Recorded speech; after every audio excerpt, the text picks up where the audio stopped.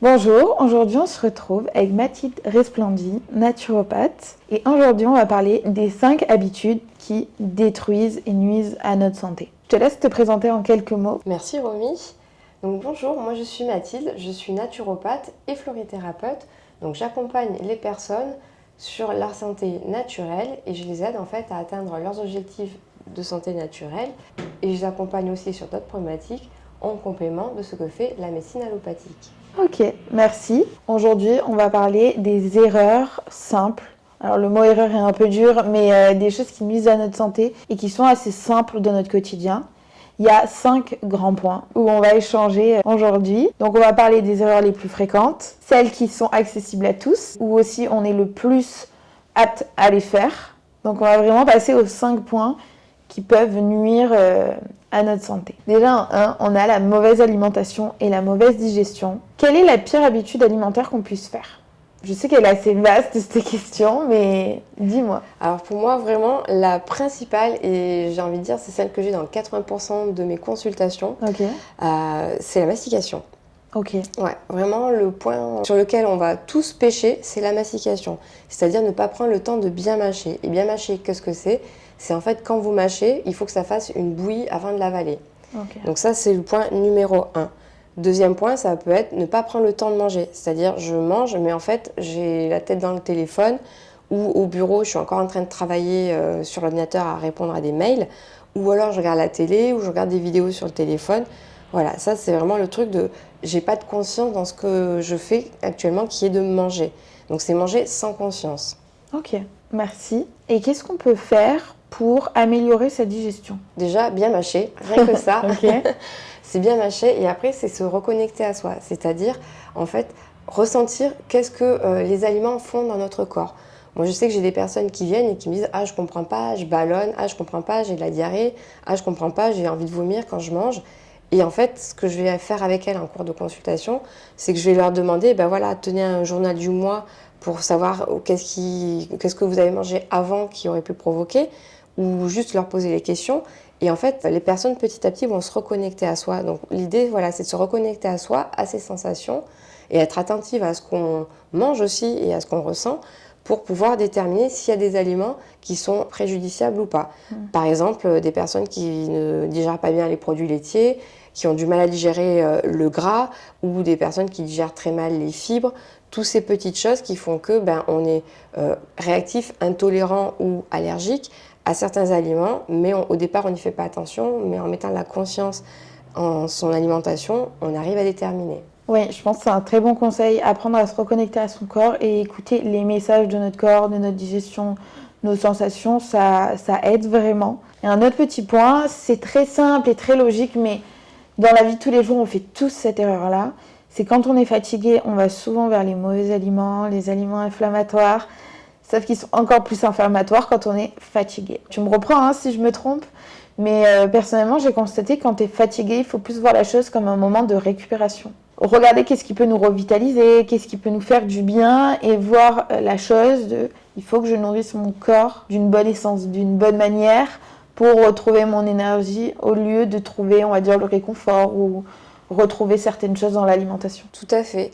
Quand on est fatigué, on a les tendances à aller sur des choses qui apportent de l'énergie rapidement, type le sucre, les sucres simples, qui vont être rapidement assimilés par l'organisme et donner de suite un petit coup de fouet.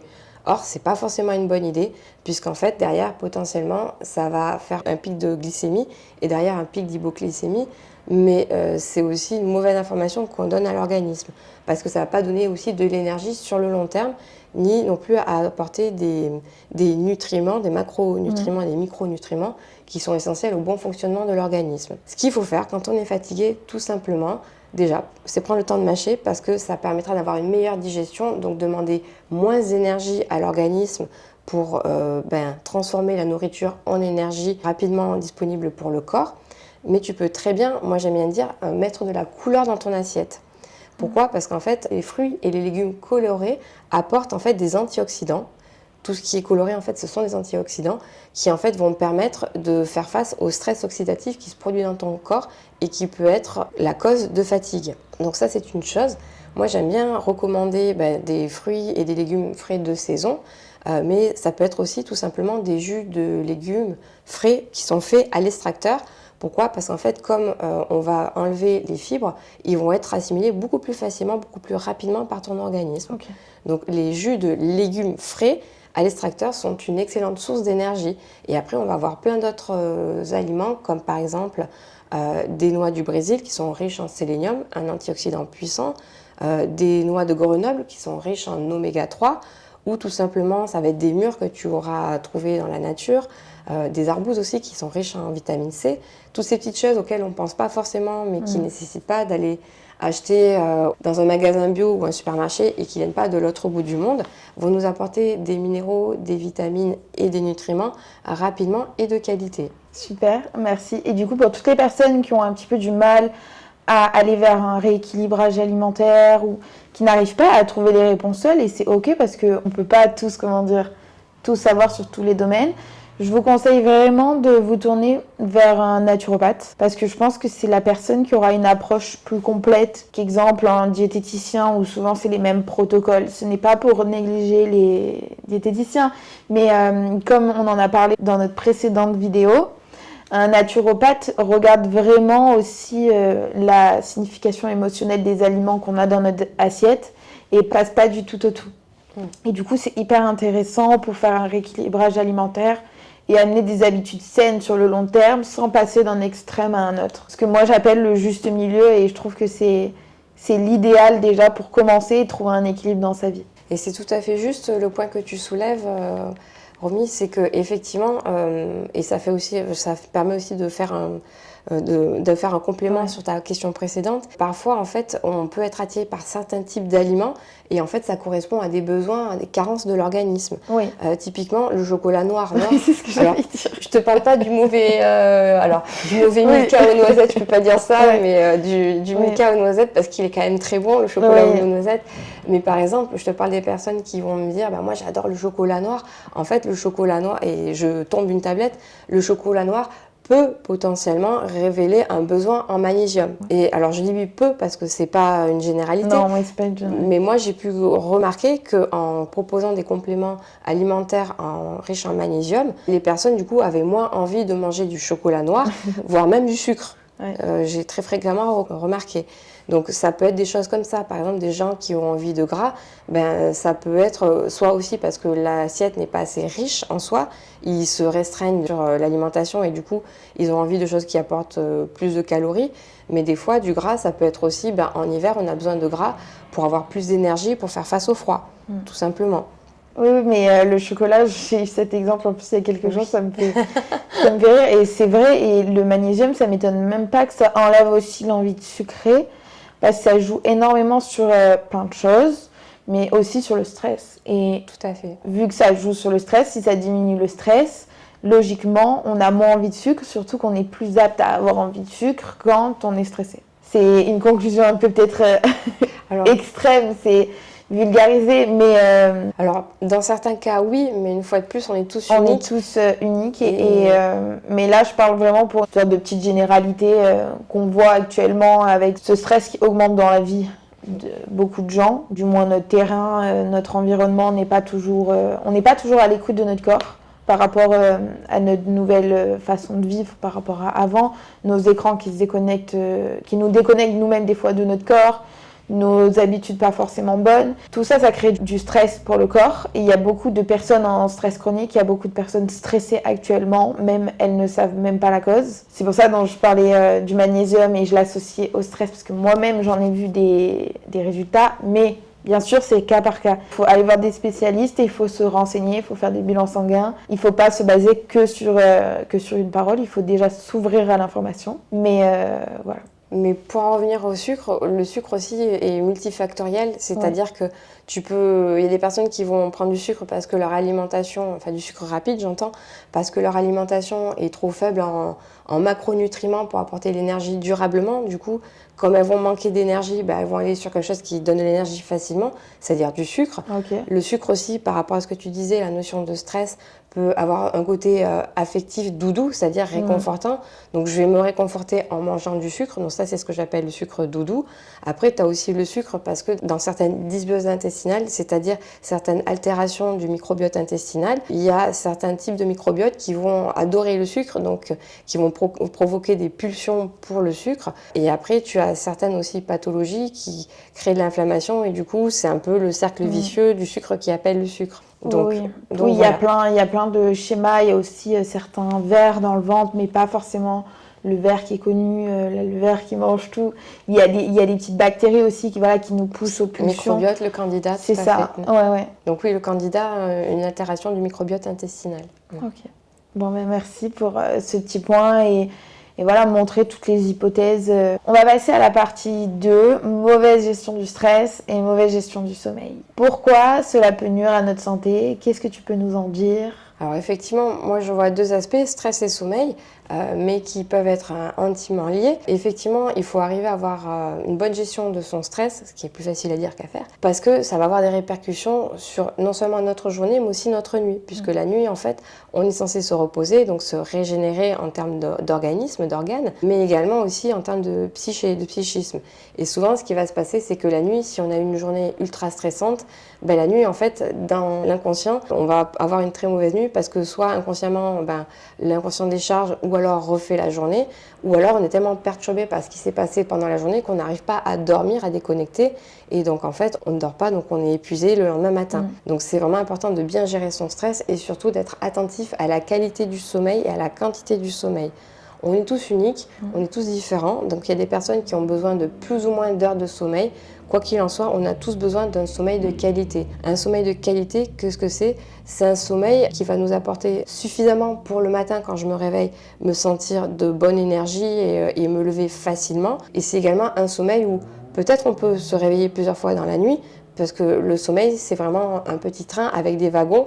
Donc en fait, il y a des moments où on sera plus ou moins profondément endormi, puis des moments où on va y avoir un léger réveil, mais on se rendort de suite après. Donc c'est ok de se réveiller plusieurs fois dans la nuit. Là où ça n'est pas bon pour soi, c'est-à-dire que vous vous réveillez, mais vous ne vous rendormez pas ou vous mettez très longtemps à vous rendormir. Là, effectivement, c'est pas un sommeil de qualité. Okay. Il faut aller travailler sur ce type de sommeil. Ok, merci pour cette explication. D'ailleurs, si vous voulez en savoir plus sur le sommeil, il y a une vidéo sur la chaîne YouTube qui en parle pendant une bonne demi-heure, donc n'hésitez pas à aller la voir si vous voulez des petits tips ou en savoir plus. Ce qui est intéressant aussi par rapport au sommeil, c'est toujours de mettre en place un petit protocole, un petit rituel. Oui. Moi, je travaille beaucoup en consultation avec le petit rituel du sommeil avec mes consultants, parce que c'est tous ces petits gestes qu'on va faire de manière répétitive chaque jour qui en fait vont nous programmer inconsciemment à aller dormir, à aller se coucher. C'est aussi sécurisant parce que le sommeil, c'est en quelque sorte un lâcher prise, et des fois il y a des personnes qui ont du mal à lâcher prise. Se mettre en place ce petit protocole, ça leur permet de lâcher doucement et du coup de se laisser aller au sommeil. Voilà. Donc petit protocole du sommeil important. Ouais, c'est un bon tips, je pense. Comme on va le répéter tout au long de la vidéo, ça dépend de tout un chacun. Pourquoi le manque de sommeil est le pire ennemi de notre santé? Alors il faut savoir que la privation de sommeil, c'était un mode de torture. Un certain temps, un certain pays. La nuit, c'est là où ton organisme va se régénérer. Donc si tu ne dors pas, tu ne permets pas déjà cette régénération de l'organisme. Et non seulement de l'organisme, mais aussi de ton psychisme. Donc c'est important d'avoir ce temps off où l'inconscient et même le cerveau va aller trier, classer les informations. Il faut savoir qu'une grosse partie de la mémorisation se fait aussi la nuit. Ton cerveau classe les informations. Donc il y a vraiment ces 3 points fondamentaux, physiologiques du cerveau et du psychologique, psycho-émotionnel aussi, forcément. Donc le sommeil est vraiment essentiel pour nous, pour se régénérer. Oui, c'est hyper important. La régénération, d'ailleurs, on pourra en faire une vidéo. Vraiment, il faudrait que j'en fasse une vidéo parce que... 3e vidéo ensemble. Non, mais c'est un sujet qui revient beaucoup sur la table et c'est hyper important des fois de comprendre les mécanismes pour se régénérer, parce qu'il y a beaucoup de petits problèmes ou de plus gros problèmes qui sont liés à la régénération, parce que ça fait quand même partie des éléments clés pour être en bonne santé sur la durée. Oui, alors toujours pareil, à pondérer, régénération, c'est pas je vais me renouveler à 100%. On parle bien de régénération à échelle physiologique et scientifique. Il y a des problèmes en fait qui deviennent des pathologies parce qu'on laisse s'installer des choses par manque de prise de conscience de soi, par manque d'attention à son corps, d'hygiène de vie sain. Et effectivement, du coup, il n'y a pas de régénération qui peuvent se mettre en place, mais parce qu'on ne va pas régénérer un foie en une nuit, on ne va pas régénérer un pancréas en une nuit, on n'est pas dans ça. Mais juste, voilà, se renouveler les cellules, avoir un cycle de digestion, avoir, voilà, un moment où le cerveau va déconnecter. On est dans cet ordre-là et effectivement, le sommeil sert à ça. Et tu as raison, c'est important d'avoir un bon temps de sommeil pour permettre ça, pour éviter après des problématiques qui vont être délétères, voire très graves pour la santé. Ok.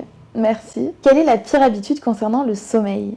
Moi, ce que je constate le plus souvent en consultation, c'est l'usage du téléphone portable ou des tablettes avant de se coucher. Ok. Alors vraiment, vraiment, ça c'est très important. Arrêtez tout ce qui est écran avant de vous coucher, 2 heures avant de vous coucher. Pourquoi? Parce qu'en fait, la lumière des écrans va freiner la transformation de la sérotonine en mélatonine. La mélatonine, c'est l'hormone du sommeil. C'est elle qui permet de faire l'endormissement, mais aussi de maintenir l'organisme en sommeil. Donc, si vous faites des écrans 2 heures avant de vous coucher, vous allez flinguer cette transformation. De même, ça ne servira à rien de prendre de la mélatonine. Alors, je ne vais pas rentrer dans le sujet parce que je ne recommande absolument pas, sauf cas extrême et validé par le corps médical ou votre professionnel de santé. Ça, c'est un autre point. Mais je ne recommande pas forcément la prise de mélatonine systématiquement parce qu'en fait, par rapport à l'écran, si vous prenez la mélatonine et que vous faites de l'écran avant de vous coucher, ça ne servira à rien puisqu'en fait, cette mélatonine, elle va être perturbée par la lumière. Okay, voilà. Donc vraiment, arrêtez tous les écrans 2 heures avant de se coucher. Ouais, c'est un très bon conseil. On le retrouve dans beaucoup d'endroits, dans beaucoup de propos, mais j'ai trouvé un petit juste milieu. Ouais.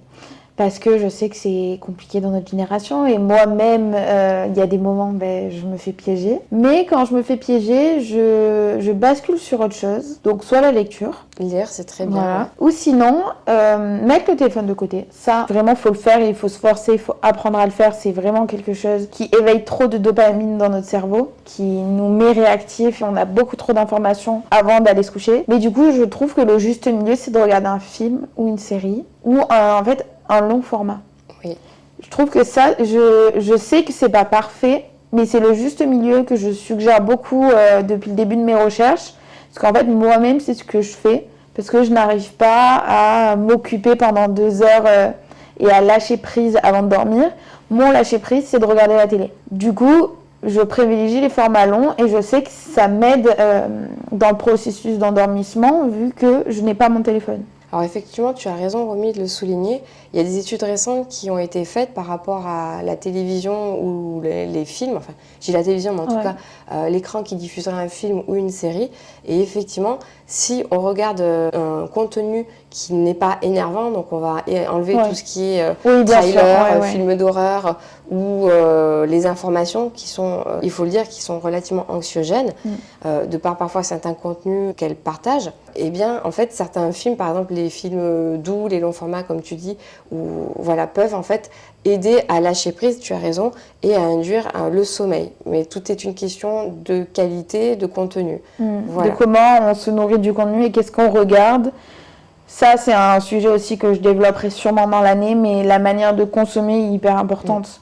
Parce qu'on nourrit notre cerveau et c'est hyper important de regarder comment on nourrit notre cerveau avant de dormir. Après, il ne faut pas aller dans l'extrême. Je vous vois venir, moi-même, j'ai essayé. J'ai essayé de regarder des vidéos pour apprendre des choses avant de dormir. Il ne faut pas non plus se bourrer le crâne. Non. Faut pas en fait avoir des choses qui vont solliciter ton activité cérébrale. Faut un truc, moi j'aime bien dire, où tu poses le cerveau. Voilà. Ouais. Et par contre, là où je te rejoins, c'est-à-dire que c'est un juste milieu. C'est pas la solution, c'est une option de transition où si vraiment on n'arrive pas à détacher ou à lâcher prise, ça peut être une solution. Ouais. L'idéal étant d'éviter. Voilà. Oui, après ce conseil, je pense qu'il s'applique aux gens qui peut-être habitent seuls. Parce qu'exemple, quand on habite à 2, c'est peut-être plus simple de faire une petite activité manuelle le soir ou de discuter avant de dormir, d'enlever les écrans. Mais je sais que les gens qui habitent seuls, parce que moi-même j'habite seule, c'est plus compliqué de s'occuper sans les écrans. Ouais, merci pour cet échange. Pour la partie 3, on va parler du manque d'hydratation. Qu'est-ce que tu pourrais nous dire là-dessus et pourquoi c'est vraiment essentiel? Même si ça nous paraît tous logique, mais ça fait vraiment partie des 5 points qui peuvent nuire à notre santé. Alors effectivement, Romy, tu as raison. La quantité d'eau, c'est vraiment très important. Il y a beaucoup de personnes qui ne boivent pas suffisamment. Alors, qu'est-ce que c'est boire en quantité? Déjà, c'est boire à sa soif, mais comme on n'est pas souvent très connecté à nous, à nos sensations, on ne ressent pas la soif. Et il faut savoir que quand tu commences à ressentir la soif, tu es déjà déshydraté. Et 10% de déshydratation, c'est 10% de performance cognitive ou sportive. Parce que moi, j'accompagne des sportifs et je le vois également, il y a des études scientifiques qui le prouvent, c'est qu'en fait, c'est aussi un pourcentage de performance en moins. Donc, bien boire, c'est important. Et qu'est-ce que c'est bien boire? C'est au moins boire 1,5 litre d'eau par jour en fonction de ton activité, de ta corpulence ou de la température extérieure. Voilà, c'est toujours adapté. Si je fais plus de sport, je vais plus boire. En été, je vais plus boire. Et si je suis un petit gabarit ou un grand gabarit, je bois plus ou moins.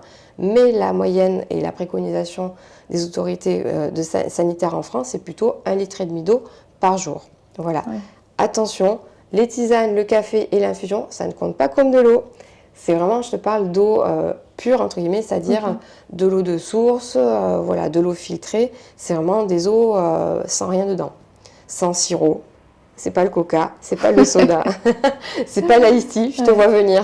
Non, moi sur ça vraiment, même quand j'ai un anniversaire ou quoi, souvent même déjà j'ai le réflexe de me ramener avec ma bouteille d'eau. Des fois on me dit mais pourquoi t'as ramené ta bouteille d'eau? Invité Romy, elle est économique. Après aussi je fais attention à la qualité de l'eau que je bois. C'est pas pour ça que je ramène ma bouteille d'eau parce que je sais que chez les gens il y a de l'eau, mais j'ai tout le temps ma bouteille d'eau. Voilà, pour savoir l'eau que je bois, je ne suis pas une psychopathe là-dessus, mais au moins le 3/4 du temps, je trouve que faire un ratio 80-20, déjà, c'est déjà bien. Et je bois énormément, et même, je pense que quand on s'y habitue, on a même du mal à sortir sans sa bouteille d'eau. Et même moi, des fois, c'est source de stress. Hein. Si j'ai pas ma bouteille d'eau, je suis comme une petite vieille, ça me stresse. Mais tu as raison, moi par exemple aussi, j'ai toujours ma gourde d'eau. Et tu as entièrement raison de souligner la qualité de l'eau, c'est très important. Bien évidemment, moi aussi je fonctionne pareil en 80-20. Il ne faut pas tout le temps aseptiser les choses parce qu'on n'est pas fait pour vivre sous cloche. Et le jour où tu n'as plus ton eau ou la chose que tu as l'habitude de consommer, du coup ton organisme il est perturbé, donc ça crée des réactions. Mais par contre, c'est important d'être vigilant sur la qualité de l'eau qu'on consomme parce qu'elle est essentielle. D'ailleurs, on avait parlé de ce débat dans la vidéo, je ne sais plus c'était sur quel sujet, mais on avait parlé de l'eau parce que c'était vraiment un débat que je vois sur les réseaux. Et même moi, dans ma propre vie, je me questionnais, j'ai demandé à un physicien si c'était mieux de boire de l'eau en bouteille ou de l'eau du robinet. Parce que c'est très controversé. Il y en a qui disent l'eau du robinet c'est mauvais pour telle raison. Et exemple, les bouteilles en plastique, souvent ça dit par rapport aux particules de plastique qui peuvent être libérées. Comme il m'a expliqué, après, les points de vue peuvent changer selon les études. On peut voir une situation d'une manière différentes, hein, vraiment selon comment on l'aborde. Ceux qui font des recherches, vous pourrez le voir. Il y a moins de risques si on boit de l'eau dans des bouteilles, parce qu'au pire, c'est des petites particules de plastique, que par rapport au robinet, où dedans, il peut y avoir d'autres choses. Alors, je n'ai pas les autres choses en tête, il faut aller voir la vidéo, au pire, je vous la mettrai en lien. Toi, qu'est-ce que tu en penses ? Déjà, il y a ce qu'on se dit depuis le début et qu'on a pu dire sur une vidéo précédente, c'est la dose qui fait le poison. Oui. Et il faut un petit peu de tout parce que de toute façon, on ne vit pas sous cloche. Non, et aujourd'hui, tu bois ton eau, mais demain, tu vas aller chez quelqu'un d'autre ou tu vas aller au resto. Tu sais pas qu'est-ce que... Donc, il faut aussi confronter son corps à ce qui peut être perturbateur. Oui. Je dis juste qu'il faut boire des eaux de consommation différentes pour habituer son organisme. En tout cas, il existe des filtres à eau et c'est sur ce que moi, je préconise à mes consultants. En revanche, ce que tu n'as pas retrouvé dans les eaux de robinet, c'est certains oligominéraux. Voilà, ils peuvent être plus ou moins bien assimilés, mais en tout cas, dans les eaux minérales ou les eaux de source, tu vas retrouver ces oligominéraux. Donc, une fois de plus, tout est une question de dose, de diversité. En revanche, sur les eaux de bouteille, oui, tu vas retrouver des résidus de plastique, des PFAS qui sont délétères pour la santé. Moi, en tout cas, personnellement, je préfère utiliser des filtres à eau qu'on met sur robinet qui sont spécifiques avec un filtre très fin qui va filtrer un maximum de choses. Ceci étant dit, je vais boire aussi de l'eau de robinet non filtrée ou des eaux de bouteille pour habituer mon organisme à ces eaux de consommation différentes. Ok. Merci. Pour la partie 4, on va parler de la mauvaise écoute du corps. Oui. Déjà, est-ce que tu peux nous dire quelques mots sur l'écoute du corps, la mauvaise écoute, pour introduire un petit peu cette catégorie ? Souvent, moi, je vois des personnes qui viennent et qui me disent, en fait, j'ai ça, j'ai ce problème-là.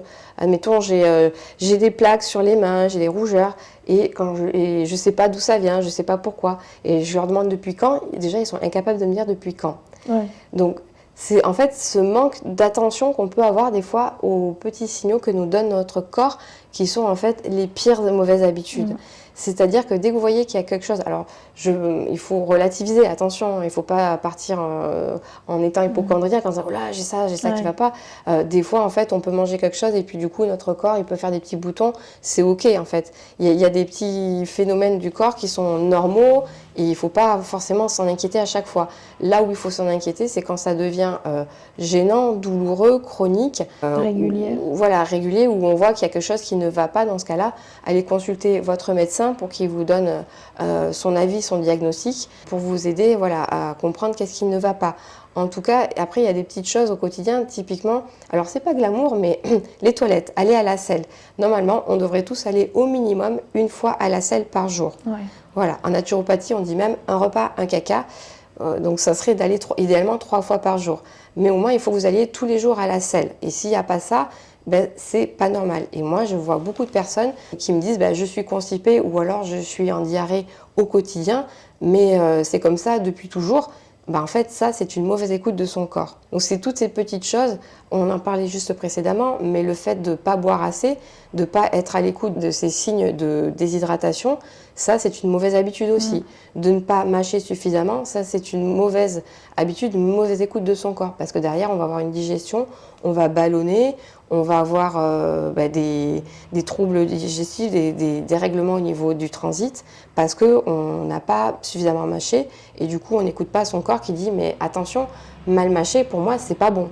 Ouais, je suis tout à fait d'accord. On va parler aussi après de la mauvaise écoute, parce qu'il y a notre corps physique, notre corps émotionnel. Tout à fait. Donc on va en Tu venir. fais très bien d'en parler. Tout à fait, tu as raison. Sur la mauvaise écoute émotionnelle, par exemple, on a tout ce qui peut être des petits tocs qu'on peut avoir parce qu'en fait, c'est notre inconscient qui nous donne en fait des signes que ça ne va pas. Et ça, par exemple, c'est aussi des choses qu'on peut voir, en fait, essayer de comprendre et déceler qui font que, en fait, on va après décortiquer et enlever une mauvaise habitude qui perturbe notre équilibre psycho-émotionnel. Oui, oui. Ça, c'est sûr, on peut tous, je pense, un peu constater dès qu'on est à l'écoute de nous-mêmes et qu'on écoute notre corps, on apprend à écouter un petit peu les signaux. Oui, par exemple, je me ronge les ongles. Je me ronge les ongles quand je suis stressée, par exemple, ou quand j'ai peur. Oui, merci. Pourquoi nous avons toujours tendance à ignorer les signaux de notre corps ? Alors, tu as diverses raisons. La première, c'est parce qu'en fait, on est, et je viens de dire, c'est un peu généraliste, mais aujourd'hui, on est dans des modes de vie qui sont ultra sollicitants, ultra rapides, et on ne prend pas forcément le temps et l'énergie pour s'observer, pour s'écouter. Typiquement, j'enchaîne, je me lève le matin, je mange, je prends ma voiture ou les transports en commun, je vais travailler, j'ai ma journée, je reçois X dizaines, centaines de mails, de coups de téléphone, de SMS dans la journée, je mange, je rentre chez moi, je fais mon ménage, je m'occupe des enfants, je fais à manger, enfin bref, du coup, on ne prend pas le temps de s'écouter ou de s'observer. Ouais. Déjà, il y a ça. Après, il y a aussi des choses un peu plus subtiles qui peuvent être de l'ordre psychologique. Donc, c'est plutôt des mécanismes de défense ou des choses inconscientes qui font que on ne va pas consciemment prendre connaissance de ça, ou du moins en conscientiser ou les voir. Alors qu'en fait, ça serait évident. Moi, je vois ça comme le nez au milieu de la figure pour toi, mais toi, tu me dis, mais pas du tout, je vois pas du tout. Ça, c'est un autre point. Oui, très bien, je le vois. Moi, personnellement, j'en suis arrivée à un dérèglement de la thyroïde par rapport à une mauvaise écoute de mon corps, mais c'était, comme tu l'as précisé, un système de protection.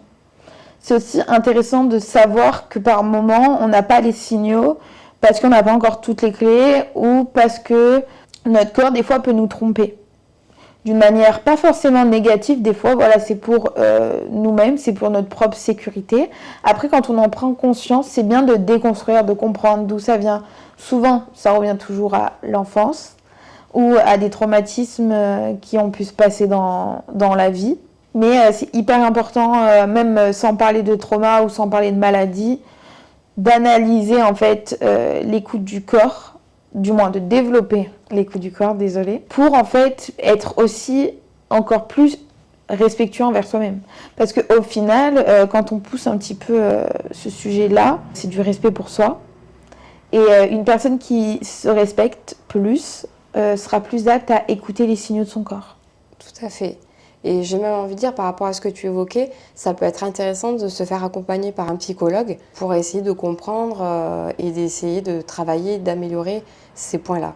Parce que c'est pas juste d'y aller avec des gros sabots ou d'aller voir quelqu'un qui fasse sauter un blocage. En fait, si ce blocage ou cette non-conscience de soi ou des signes qu'envoie son corps est présente, c'est pour protéger quelque chose. Donc l'idée, c'est d'aller en douceur et avec bienveillance et surtout avec un professionnel dans la matière, d'aller essayer de comprendre, décortiquer et de trouver une solution ou du moins quelque chose qui puisse accompagner positivement la problématique. Oui. Et par rapport à ton propos, je pense aussi, c'est compliqué, hein, je sais en pratique, mais on expérimente toute notre vie. Mais quand il y a quelque chose, voilà, un signal qui nous énerve ou qui nous empoisonne un peu notre vie, qui nous gêne, ça peut avoir tendance à nous agacer, nous énerver. Dans ces moments-là, il faut essayer de se calmer, d'être doux avec soi-même. En fait, c'est quand tu as parlé de douceur, ça m'a évoqué ça. Dans le sens où si tu t'agaces trop, ça va pas t'aider à trouver des solutions et ça va juste te permettre de trouver des solutions éphémères, des pansements, comme j'appelle. Des choses qui remettent le problème à après, des choses qui créent des effets secondaires, des choses... C'est un pansement artificiel. Donc moi, ce que je te conseille, s'il y a quelque chose, un signal, il y a quelque chose qui perturbe ton équilibre, c'est d'aller voir des professionnels adaptés, te renseigner sur le sujet et ne pas chercher la solution forcément la plus rapide et radicale. La plus radicale, surtout qu'à long terme, elle peut te créer beaucoup de tort. Voilà. Déjà, en conseil, on pourrait conseiller, pour écouter son corps, de se baser sur des principes simples. Pas forcément, parce que aussi dans l'écoute du corps, après il y a l'écoute des émotions. Mais ça, je pense que c'est un step un petit peu plus compliqué pour décoder avant d'écouter certains signaux. Après, ça dépend encore une fois de tout un chacun, mais exemple déjà, analysez votre fatigue, analysez votre manque de sommeil, analysez des choses qui sont peut-être pour vous plus palpables et petit à petit augmenter votre écoute et votre analyse. Tu en penses quoi ? Moi, je trouve ça très intéressant. Ça permet une reconnexion pratique à soi et à son corps. En consultation avec mes consultants, je travaille beaucoup avec des journaux du mois. Donc, qui peuvent se tenir sous forme d'un cahier, sous forme d'une appli, sous forme de prise de notes sur le téléphone. Et je trouve, alors je donne différents items sur lesquels je les invite à prendre des notes, à se poser et à prendre un temps pour soi pour comprendre, analyser ou mettre des mots. Donc je trouve ce type d'outil très intéressant, ou des temps de reconnexion avec des respirations comme la cohérence cardiaque ou l'olfaction. Je travaille beaucoup en olfaction avec les huiles essentielles, sous réserve bien évidemment de non-contre-indication. Donc voilà, tous ces petits rituels de rendez-vous avec soi-même que je trouve qui sont importants à mettre en place. Oui. Puis elle fait cette parenthèse pour ceux qui peuvent avoir des croyances sur tout ce qui est mot rituel ou pour tout ce qui est là-dessus. Un moment pour soi, ça peut être seulement le moment de se démaquiller, de faire sa skincare, ça peut être le moment où tu regardes la télé, où tu cuisines, ça peut être n'importe quel moment. Tant que toi, tu te sens bien, ou même si tu te sens moins bien, par contre, juste écoute ce qui vient sans être dans la défense. Et le jugement. Il faut toujours être en bienveillance avec soi-même. Ouais. Merci. Pour la dernière partie, on va parler du manque de mouvement et de sédentarité. Tu me reprends si je me trompe, comme d'habitude. Mais je pense que même si on fait les 4 premiers points parfaitement, s'il n'y a pas de mouvement et qu'il y a vraiment une sédentarité qui s'installe, ça peut faire qu'il peut quand même y avoir de très grosses répercussions sur notre santé. Tout à fait, oui. Alors déjà, on fera jamais tout parfaitement. Non, alors désolée. Il n'y a jamais de noir ou blanc. Mais non, c'est très juste ce que tu dis. Et c'est vrai qu'aujourd'hui, on manque cruellement de mouvement. Donc déjà, quelque chose d'important à toujours garder en tête, c'est que la vie, c'est le mouvement. Donc s'il n'y a pas de mouvement, il n'y a pas de vie. Et un autre point, c'est que même les docteurs le disent, la médecine le dit, c'est-à-dire que quand par exemple vous avez mal au dos, le meilleur remède contre le mal de dos, c'est le mouvement. Donc vraiment, le mouvement, c'est capital. Donc oui, il faut qu'on bouge. Alors la recommandation de nos autorités de santé, c'est 30 minutes de mouvement, d'activité par jour au quotidien. Donc c'est important, c'est 30 minutes de marche, 30 minutes je fais le ménage, bon voilà, mais le ménage ça fait partie du mouvement, ça peut être du bricolage, du jardinage, mais moi je sais que j'invite toujours mes consultants en cabinet par exemple à marcher le plus possible, c'est-à-dire que même si tu prends les transports en commun, et ben, par exemple tu peux descendre une station avant ta station pour marcher. Au lieu de prendre l'ascenseur, tu prends l'escalier. Voilà, toutes ces petites choses. Je vais chercher le pain à pied. Moi, je vois trop de personnes qui me disent je prends la voiture pour faire 200 mètres. En fait, c'est une ineptie. Et aujourd'hui, on a la chance d'être en bonne santé. Moi, c'est ce que je me dis au quotidien. C'est-à-dire faut pas attendre d'être en mauvaise santé pour changer les Voilà. J'ai eu plusieurs fois le cas où j'ai été en incapacité de marcher parce que j'avais des problèmes de tendinite. Et je ne rêvais que d'une seule chose, c'était juste de pouvoir pouvoir marcher normalement, reprendre l'escalier, pouvoir faire une centaine de mètres sans souffrir. Donc en fait, on a cette chance d'être en bonne santé, de pouvoir marcher, donc profitons-en. Donc si tu peux marcher, si tu es en bonne santé, prends le vélo. Parce que non seulement c'est un geste pour ton corps, et pour la planète, tout simplement. Et puis, accessoirement, pour ton portefeuille. aussi. Je me dis, mais c'est quand même bien l'approche. Tu es directement allé dans l'approche qui met aussi pour moi une bonne approche. Bon, tout est bon, mais c'est comme un juste milieu. Voilà, si tu as 200 mètres à faire en voiture, tu peux les faire à pied. Il y a plein de petites choses qu'on peut mettre dans notre quotidien. C'est des petites habitudes qui peuvent rajouter un grand plus dans notre vie. Parce que le mouvement, il n'y a même pas besoin que ce soit prouvé. On le voit dans nos anciennes générations. Il bougeait tout le temps. Beaucoup plus. Avant, il n'y avait pas de voiture. Bon, on va pas reparler vraiment des anciennes habitudes. Tout le monde est au courant. Mais avant, c'était pas du tout un mode de vie comme aujourd'hui. Moi, j'invite vraiment au plus possible à marcher. Ouais, vraiment. De base. Voilà, déjà marcher. Et ça casse pas, on va dire, 3 pattes à un canard. Tout le monde peut le faire. Et vous pouvez l'incorporer dans votre routine. Ou si vous ne voulez pas de routine, trouvez à chaque fois un moment dans votre journée pour aller marcher. Moi, personnellement, par rapport à mon cadre de vie, par rapport à mes petites habitudes, quand je n'ai pas ma séance de sport dans la semaine, parce que c'est pareil, on ne cherche pas la perfection. Quand j'ai sport dans la journée, je ne vais pas me balader. Voilà. Il faut aussi trouver un juste milieu et trouver le temps pour tout. Du coup, quand j'ai pas mes séances dans la journée, le matin, je vais faire le tour du pâté de maison pour me réveiller. Bon, après aussi, ça m'aide à enchaîner ma douche froide. C'est aussi stratégique pour combiner d'autres choses. Mais déjà, juste d'aller marcher, faire le tour de pâté de maison le matin, le soir. Il y a un soir aussi, en plus, je suis retournée me balader parce que j'ai passé la journée dans le canapé. Je me suis dit en fin de journée, ok, t'es allé marcher ce matin, mais t'as passé la journée dans le canapé. Tu peux pas aller te coucher et... Bon, après, des moments, c'est bien de lâcher, mais c'est important quand même de bouger son corps pour maintenir une bonne santé. Oui. Et alors moi, tu vois, par exemple, je suis comme toi, j'aime beaucoup bouger. Enfin, je suis presque hyper active. Ouais. Mais par contre, il y a des fois où je m'accorde, j'appelle ça le indulge yourself. Oui. C'est-à-dire, je me dis, en fait, il y a des dimanches où j'ai rien fait. Je suis pas sortie, je suis restée dans le canapé et j'ai pas envie. Je me dis, c'est ok, j'y vais pas. Mais à contrario, toute la semaine, je bouge. Tous les matins, quasiment, je me fais 10-15 minutes de yoga. J'ai ma petite routine de yoga. Après, je travaille dans le centre-ville ou à mon cabinet, je prends mon vélo. Donc, des fois, je vais faire 14 km par jour en vélo musculaire. C'est même pas un vélo électrique. Okay. Voilà. Après, je vais aussi essayer de courir une fois par semaine. Donc, j'essaye de bouger, mais il y a des fois où je lâche parce qu'en fait, j'ai pas envie, mon corps n'a pas envie. Oui, après, il faut s'écouter, bien entendu. Moi, là, j'ai donné cet exemple où j'ai fait 2 balades parce que j'ai rien fait de ma journée. Mais il y a des jours où même quand j'ai créé ma dernière collection, pendant 2 mois, je n'ai pas fait de sport. Alors oui, par contre, je courais dans tous les sens, je me suis bien dépensée, mais pas pour moi d'une bonne manière. Et j'étais beaucoup dans le faire et dans le travail. Mais c'est pareil, à des moments, c'est ok des fois de couper 2 mois de sport par obligation ou par envie aussi des moments. C'est pas l'idéal, il faut trouver un juste milieu. Mais j'ai fait une vidéo sur le sport et on l'expliquait, il y a des moments, faire une coupure, c'est pas plus mal. À des moments, c'est pas le moment. À des moments, il faut lâcher un petit peu. C'est toujours une question de tempo et d'équilibre, je pense. Oui. Et il faut aussi intégrer le fait que la dose fait le poison, comme on disait très totalement, souvent. Ouais. Et l'excès non plus n'est pas mieux. En fait, l'excès est même délétère. Donc, faire trop de sport, concrètement, c'est stressant pour l'organisme, c'est acidifiant, ça fatigue. Et tu as peut-être dû en parler sur ta vidéo sur le sport. Moi, j'accompagne les sportifs plus spécifiquement en naturopathie. Et c'est vrai que le temps de récupération est plus important que l'entraînement, que l'effort physique que tu vas faire. Ouais. Donc si tu ne prends pas ce temps de récupération, c'est-à-dire de non-effort, tu flingues ton entraînement, tu flingues ton organisme.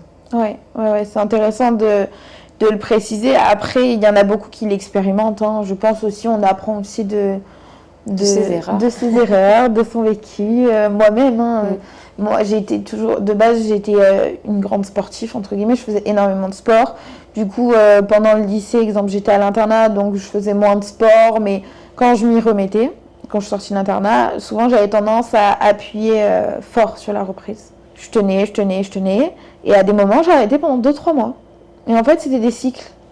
Et en grandissant et en prenant de la maturité, de la sagesse, petit à petit, je me suis dit, tu sais quoi, vaut mieux que tu fasses 2 à 3 séances par semaine, toute l'année ou une bonne partie de l'année, que tu aies des cycles, parce que ça n'a aucun sens. Il y a des moments où tu ne fais pas de sport, il y a des moments où tu y vas 5 fois par semaine. C'était peut-être trop. Ouais. C'était peut-être trop pour toi. Pour moi, c'était un peu trop. Donc voilà, après, doser et écouter vos besoins. On en revient au point précédent. Du coup, pour la petite conclusion, c'est un petit bonus. Je pense donc la conscience de soi, comme tu l'as dit, et la confiance en soi sont des piliers aussi très, très importants. Vous pouvez d'ailleurs, je crois, retrouver une vidéo sur la confiance en soi aussi sur ma chaîne. On commence à avoir un petit panel de classiques. C'est ça. Mais voilà, aussi travailler sur le sujet de la confiance en soi. Parce que ça va vous aider à plus mettre d'action, plus mettre oser. À oser aussi. Oser être soi. Exactement. Ça aussi, c'est super bon pour la santé. Et oser rayonner. Exact. Comme toi, Romy. Oui. Ça a été dur, mais on y arrive. C'est le chemin d'une vie. T'as toute une vie. Oui. Bien sûr. Et c'est pas fini. Oui, totalement. Est-ce que tu as quelque chose à rajouter ? Je voulais te remercier déjà pour ce temps d'échange. Merci à toi aussi. C'est trop bien. Merci également de partager des informations, de permettre à des praticiens comme moi, naturopathe, florithérapeute, de pouvoir partager ma passion, pouvoir aussi partager les quelques connaissances que j'ai pu recevoir de formateurs, de formations ou d'expériences, à la fois au cabinet ou même d'expériences personnelles. Merci de mettre ça en place et aussi d'apporter des idées à chacun d'entre nous pour améliorer son quotidien et aussi se reconnecter à soi. Et c'est vraiment la chose que vraiment, je pense, qui est le plus important et qu'on a pu voir au travers de cette interview. Le plus important, c'est vraiment de se reconnecter à soi, à l'écoute de soi, à l'écoute de ses besoins, de ses envies et surtout de toujours faire du sur-mesure. C'est le plus important. On est tous uniques, on est tous des individus et on a besoin de prendre en compte cela, de faire de l'individualité une force aussi en l'écoutant et en la mettant en exergue. Voilà. Ok, merci pour cette conclusion et ces derniers mots.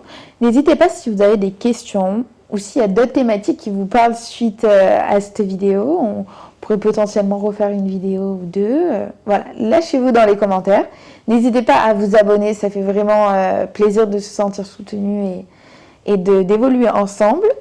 Il y aura toutes ces informations en description si vous voulez la retrouver et voir un petit peu ce qu'elle fait. Et on vous souhaite une bonne journée ou une bonne soirée. Au revoir. Merci, au revoir.